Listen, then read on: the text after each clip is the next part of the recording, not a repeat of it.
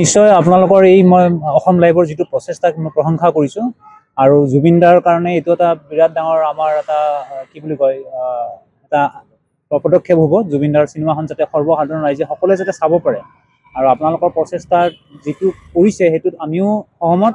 মই আজি সাধাৰণ ৰাইজ মই এইটো বিচাৰোঁ যে চৰকাৰে যিটো আমাৰ শুল্ক যিটো GST লগায় সেই GSTটো যদি মাফ কৰি দিয়ে তেনেহ'লে আমাৰ কাৰণে বা আমাৰ সৰ্বসাধাৰণ ৰাইজৰ কাৰণে এইটো এটা বিৰাট সুবিধাজনক হ'ব, যাতে চিনেমাখন চাব পাৰে আৰু প্ৰত্যেকজন অসমৰ প্ৰত্যেকজন ব্যক্তিয়ে যাতে এই চিনেমাখন চাব পাৰে তাৰ কাৰণে চৰকাৰে ব্যৱস্থা ল'লে আমি নথৈ আনন্দিত হ'ম।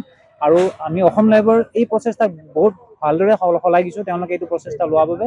আৰু চৰকাৰক আমাৰ ফালৰ পৰা একদম বিনম্ৰ অনুৰোধ যাতে তেওঁলোকে আমাৰ সৰ্বসাধাৰণ ৰাইজে যাতে চিনেমাখন চাব পাৰে তাৰ এটা ব্যৱস্থা লওক, এই GSTটো মাফ কৰি দিয়ক তেওঁলোকে।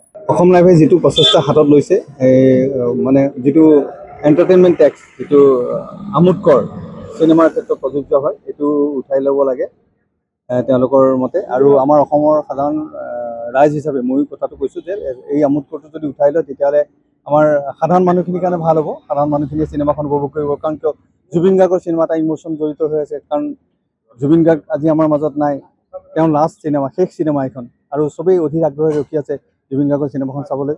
আৰু মই ভাবোঁ অসমৰ ৰাইজ হিল দল ভাঙি আহিব এই চিনেমাখন চাবৰ কাৰণে। জুবিন গাৰ্গৰ শেষ ইচ্ছা আছিলে তেওঁৰ এই চিনেমাখন কৰাৰ, আৰু গতিকে মই তেওঁলোকৰ প্ৰচেষ্টাক শলাগিছোঁ আৰু অসম চৰকাৰলৈ বিশেষভাৱে অনুৰোধ জনাইছোঁ যিটো আমোদ কৰ থাকে আমোদ কৰটো যাতে উঠাই লয়, সাধাৰণ মানুহে যাতে চিনেমাখন আহি পেলাই হলত চাব পাৰে, উপভোগ কৰিব পাৰে। সেইটোৱেই। ইয়াৰ আমঠু জুবিন গাৰ্গে প্ৰস্তুত কৰা ৰৈ ৰৈ বিনালে চিনেমাখনৰ আৰু পৰিচালনা ৰাজেশ ভূঞাৰ পৰিচালনাৰে যিখন ৰৈ ৰৈ বিনালে চিনেমা 31 তাৰিখে ৰিলিজ হোৱাৰ পথত, সেইখন চিনেমাত আমাৰ অসম চৰকাৰে GST আৰু CST এই দুইটা যিটো কৰ, এই কৰটো ৰেহাই দিলে ভাল হয়। আমি অসমৰ জনসাধাৰণে সকলো জনসাধাৰণে আমাৰ ভগৱান সদৃশ জুবিন গাৰ্গৰ এইখিনি উপকৃত কৰা হ'ব। লগতে মই ভাবোঁ যে এই GST আৰু CSTটো এইবাৰ এইকাৰণে আমি ৰেহাই দিয়াৰ কথা ভাবিছোঁ যিহেতু অসম চৰকাৰে বিভিন্ন ধৰণৰ আঁচনিবিলাক দি আছে, যেনে অৰুণোদয়ৰ ফালৰ পৰা 1250 টকা দিছে।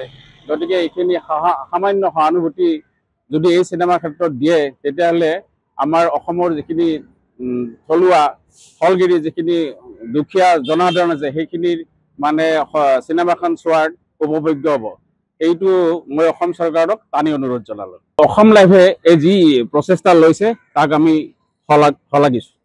আমাৰ সকলোৰে প্ৰাণৰ শিল্পী জুবিন দা আমাৰ মাজত কায়িকভাৱে নাই যদিও আমাৰ অসমৰ প্ৰতিগৰাকী মানুহৰ মাজত তেখেত জীয়াই আছে। আৰু তেখেতৰ যিখন শেহতীয়া ফিল্ম ৰৈ ৰৈ বিনালে, সেইখন চাবলৈ অসমৰ ৰাইজে ইতিমধ্যে সকলোৱে ইচ্ছুক হৈ আছে। আৰু অসম চৰকাৰৰ আহ্বান যে চৰকাৰে সকলো জনসাধাৰণৰ চাব পৰাকৈ যিটো টেক্স, সেই টেক্সটো ৰেহাই দিব লাগে আৰু সকলোৱে যাতে এই চিনেমাখন চাই সকলোৱে জুবিন দাক আকৌ এবাৰ আমাৰ মাজত আমি জীয়াই ৰাখিব পাৰোঁ।